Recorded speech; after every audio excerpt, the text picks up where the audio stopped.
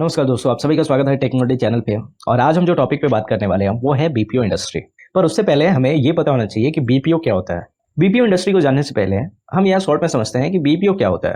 दोस्तों, कोई भी कंपनी है, मान लीजिए कि उसके बहुत सारे डिपार्टमेंट हैं, जैसे एचआर है, अकाउंट है, मैनेजमेंट है और उसका प्रोडक्शन डिपार्टमेंट है। और वो कंपनी है अगर कोई कंप्यूटर बना रही है तो चूंकि कंप्यूटर बनाएगी तो वो कस्टमर्स को बेचेगी। और कंप्यूटर बना रही है तो उसमें कुछ प्रॉब्लम्स भी तो आएंगे कस्टमर जब उसको यूज करेगा तो जब प्रॉब्लम्स आएंगे और वो वारंटी पीरियड्स के अंदर होंगे तो वो सर्विस के लिए जाएगा। और ये कंपनी उसकी सर्विस भी प्रोवाइड करती है। तो मान लीजिए कि ये कंप्यूटर भी बना रही है और उसकी सर्विस भी प्रोवाइड कर रही है, तो इसका फोकस बढ़ जाएगा कि इसने मान लीजिए कि प्रोडक्ट भी बनाया है, उसका सर्विस भी प्रोवाइड कर रहा है। या फिर मान लीजिए कि ये वर्ल्ड लेवल पे अपना कंप्यूटर बेच रहा है लेकिन सर्विस सिर्फ अपने कंट्री में प्रोवाइड कर रहा है, तो बाकी जगहों के लोगों को सर्विस कैसे मिलेगा। तो इसके लिए ये कंपनी के पास एक ऑप्शन है कि अपने उस प्रोसेस को आउटसोर्स कर दे उस कंट्री के।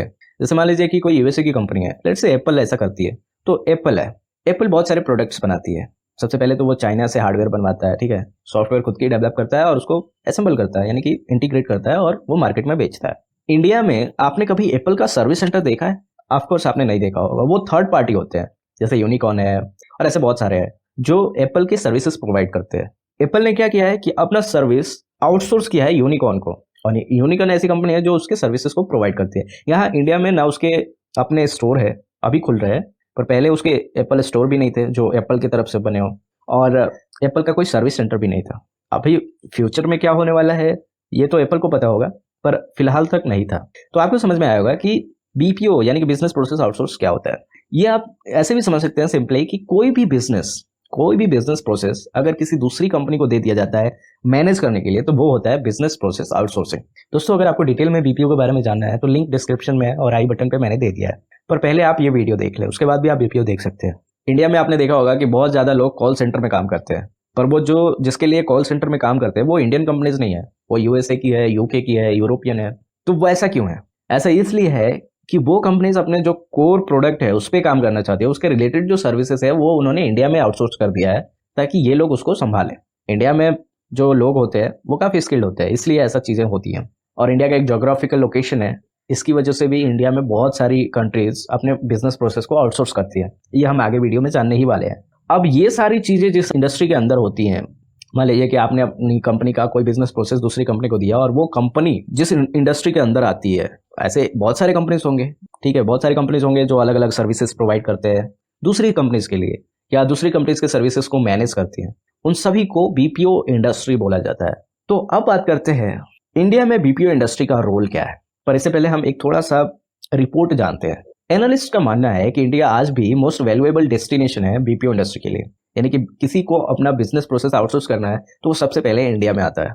और इससे अनुमान लगाया गया है कि जो नेक्स्ट डिकेड है, यानी कि अगला दशक 2020 से 2030 में इंडिया के जीडीपी का 8 से 10% हिस्सा बीपीओ इंडस्ट्री से अर्न होगा, यानी कि बीपीओ इंडस्ट्री से आएगा। अब बात करते हैं कि बीपीओ इंडस्ट्री का रोल इंडिया में क्या है, क्योंकि हम ऑफकोर्स इंडियन है और हमें इंडिया में ही पढ़ रहे हैं, तो इसका रोल इंडिया में क्या है। तो दोस्तों, बीपीओ इंडस्ट्री का रोल इंडिया में ऐसा है कि इंडिया को आज भी वर्ल्ड का बहुत ही फेवरेट जोन माना जाता है बीपीओ इंडस्ट्री के लिए। और इसके बहुत सारे कंपेटिटर है, जैसे ऑस्ट्रेलिया है, चाइना है, फिलीपींस है, आयरलैंड है, पर इन सभी में इंडिया अभी भी नंबर 1 है। पर बीपीओ का इंडिया में बूम क्यों है, यानी कि बीपीओ इंडिया में सबसे इंपॉर्टेंट क्यों है, या फिर कोई भी कंट्री अपने अपने बिजनेस प्रोसेस को इंडिया में ही क्यों आउटसोर्स करना चाहती है? वो इसलिए कि यहाँ लेबर कॉस्ट है वो चीप है, लोग टैलेंटेड मिलते हैं और उनकी इंग्लिश स्पीकिंग भी अच्छी होती है, और English is an international language. तो इंग्लिश इंटरनेशनल लैंग्वेज है तो किसी के साथ भी आप कम्युनिकेट कर सकते हैं, और इंग्लिश अच्छा है तो आप किसी भी वर्ल्ड के साथ कम्युनिकेट कर सकते हैं, ठीक है। इसलिए बीपीओ का इंडिया में बूम ज्यादा है, यानी कि मार्केट ज्यादा है। नेस्कॉम का एक रिसर्च है, NASSCOM national association of software services and companies, उन्होंने अपने रिसर्च में एक चीज रिवील किया कि इंडिया में जो बीपीओ का इंडस्ट्री है वो इसलिए ग्रो हो रहा है कि यहाँ का जो जोग्राफिकल लोकेशन है वो भी यूके यूएसए के एकदम अनुकूल है, यानी कि उनके अकॉर्डिंगली है। अब मान लीजिए यूएसए या यूके में जब रात होता है तो यहाँ दिन होता है, और वहां जब दिन होता है तो यहाँ रात होता है। तो मान लीजिए कि कोई कंपनी है जो दिन में अपने सर्विसेज तो प्रोवाइड कर सकती है पर रात में नहीं कर सकती, और वो कंपनी 24/7 अपनी सर्विस प्रोवाइड करना चाहती है, ठीक है। तो दिन में वो कर रही है, रात के लिए उसने इंडिया को आउटसोर्स कर दिया, तो इंडिया में यहाँ दिन होता है, दोनों के लिए फायदेमंद है। वो वहां दिन में सर्विस देते हैं, ये यहाँ दिन में देते हैं, और यहाँ का दिन उनके लिए रात हो जाता है, ठीक है। तो उनका 24/7 सर्विस प्रोवाइड होता है। ये चीज के लिए भी है बहुत बढ़िया लोकेशन। और इसमें जो इन्वेस्टर फ्रेंडली टैक्स स्ट्रक्चर है ना जो इंडिया का, वो भी बहुत बढ़िया है।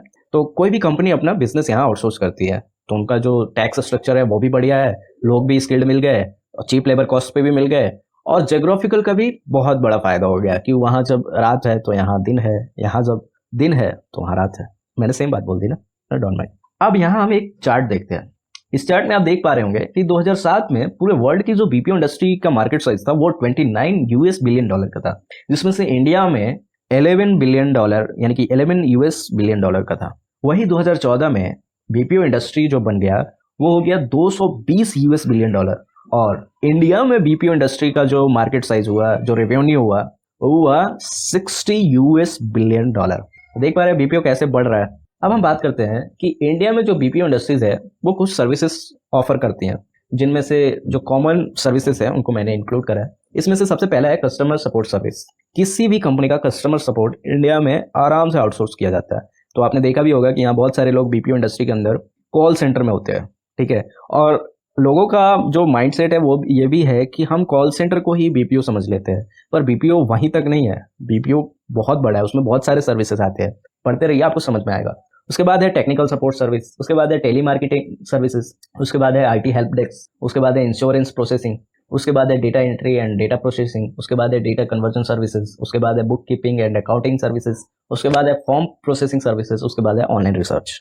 अब एक एक करके हम समझ लेते हैं कि कस्टमर सपोर्ट सर्विस और technical support service, telemarketing services, ये सब होते क्या है, ठीक है, क्योंकि ये समझना भी बहुत इंपॉर्टेंट है। कस्टमर सपोर्ट सर्विस में आ जाता है, मान लीजिए 24/7 इनबाउंड या आउटबाउंड कॉल सेंटर है, ठीक है, जो कस्टमर्स की क्वेरीज कॉल के द्वारा या फोन के द्वारा या ईमेल के द्वारा रिजॉल्व करते हैं या फिर लाइव साइट के लिए अवेलेबल होते हैं, ठीक है।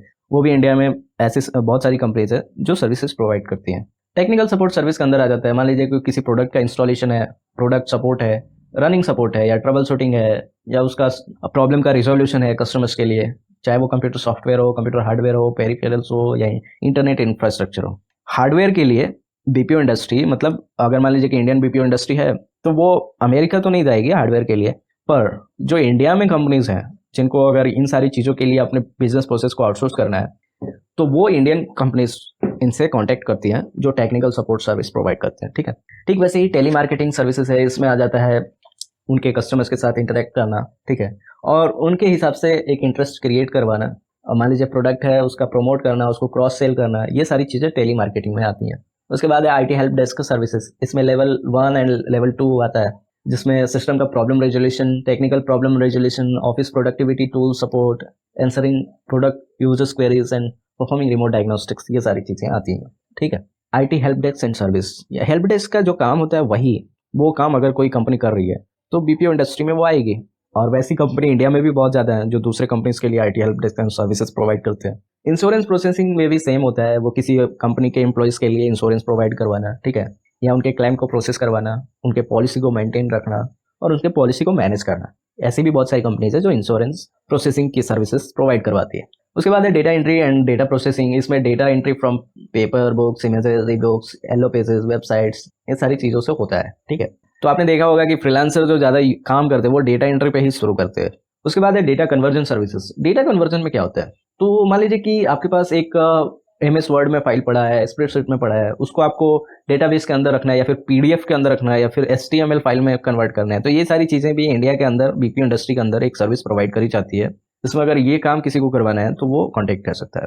उसके बाद है फॉर्म प्रोसेसिंग सर्विसेज, जैसे पेरोल का मैनेजमेंट हो गया, मेडिकल बिल बनाना हो, इन सारी चीज़ों के लिए भी, यानी कि फॉर्म फिलअप हो कस्टमर के लिए, तो वो भी कंपनीज आउटसोर्स कर देती है बिजनेस, क्योंकि वो उनका कोर नहीं है, तो वो चाहती है कि कोई दूसरी कंपनी इसको मैनेज करे। उसके बाद है ऑनलाइन रिसर्च, इसमें ज़्यादा टाइम कंज्यूमिंग होता है, तो कोई भी कंपनी अपने प्रोडक्ट के लिए ऑनलाइन रिसर्च करवाती है तो वो एक ऑनलाइन रिसर्च का जो ठेका है वो किसी और कंपनी को दे देती है कि लो तुम सर्च करो और रिजल्ट हमें दो। तो यहाँ जो कंपनी है जो ऑनलाइन रिसर्च की सर्विसेज प्रोवाइड करती है वो क्या करती है, वो इंटरनेट पे सर्च करती है, प्रोडक्ट पे रिसर्च करती है, मार्केट पे रिसर्च करती है, सर्वेस करवाती है, एनालिसिस करवाती है, वेब रिसर्च करवाती है और मेलिंग लिस्ट रिसर्च करवाती है। ये सारे रिसर्च है, आप कभी डीप डाइविंग कीजिएगा, ठीक है, इंटर्न पे, तो आपको बहुत पता चल जाएगा, या फिर आप थोड़ा सा ग्रो करिए अलग अलग फील्ड में, जब आप काम करेंगे तो ये सारी चीज़ें आपको पता चल जाएगा। जब आप सॉफ्टवेयर इंडस्ट्री में एंटर करते हैं ना तो ये सारी चीज़ें आपको पता चल जाएगा। अब हम कुछ बात करने वाले हैं जो है इंडियन बीपीओ इंडस्ट्री में जो फैक्ट है, यानी कि जो रियलिटी है उसके बारे में। इंडिया में जो बीपीओ सेक्टर है, इंडियन बीपीओ इंडस्ट्री का जो रेवेन्यू ग्रोथ है वो 54% है, और जो डिमांड है इंडियन बीपीओ सर्विसेज का, उसका एनुअल ग्रोथ रेट 50% है, ठीक है। इंडिया में जो बीपीओ इंडस्ट्री है उसने 74,400 इंडियंस को जॉब प्रोवाइड करे है, और ये ईयरली बेसिस पे ग्रो हो रहे हैं। और इसका जो मेन टारगेट है वो ये है कि 1.1 मिलियन इंडियंस बीपीओ इंडस्ट्री के अंदर काम करें। इंडियन बीपीओ इंडस्ट्री का 70% रेवेन्यू वो contact centres, 20% data entry work और 10% इंफॉर्मेशन टेक्नोलॉजी रिलेटेड वर्क से आता है। तो आप देख रहे हैं कि सबसे ज्यादा इसमें कॉल सेंटर ही आता है, ठीक है। उसके बाद है इंडियन बीपीओ, जो Indian business process outsourcing industry है, वो 56% वर्ल्ड बीपीओ का अपने से हैंडल करता है। यानी कि वर्ल्ड में अगर मान लीजिए 100% है तो उसमें 56% इंडिया के अंदर हैंडल होता है। आप समझ रहे हैं इसका मार्केट साइज इंडिया में कितना है। अब मैं आपको कुछ एग्जांपल्स बताने वाला हूं जो बीपीओ प्रोवाइड करते हैं, बीपीओ सर्विसेज प्रोवाइड करते हैं, यानी कि दूसरे की कंपनी के सर्विसेज को ये मैनेज कर सकते हैं। और ये टॉप कंपनीज हैं जिसमें है WNS group, Wipro, Spectramind, Daksh e service, Convergys, HCL technologies, Zenta, first source, Mphasis, Excel, track EXL को हम एक्सेल बोल रहे हैं, Tracmail, GTL limited, V customer, STMT, 24/7 customer, ये एक कंपनी है, एंड सुथरलैंड टेक्नोलॉजीज। ये कुछ टॉप कंपनीज है जो बीपीओ सर्विसेज प्रोवाइड करती हैं इंडिया के अंदर, ठीक है। तो यही था बीपीओ इंडस्ट्री के अंदर। होप कि आपको कुछ वैल्यूएबल इन्फॉर्मेशन पता चला हो। वीडियो लंबी हो जाती है लेकिन क्या करें, कुछ सीखना है तो वीडियो तो देखना ही पड़ेगा। Thank you so much for watching this video. मिलते हैं नेक्स्ट वीडियो में और नेक्स्ट टॉपिक के साथ जो बीपीओ से रिलेटेड हो सकता है या फिर किसी भी वीडियो से, ठीक है। Thank you so much for watching this video.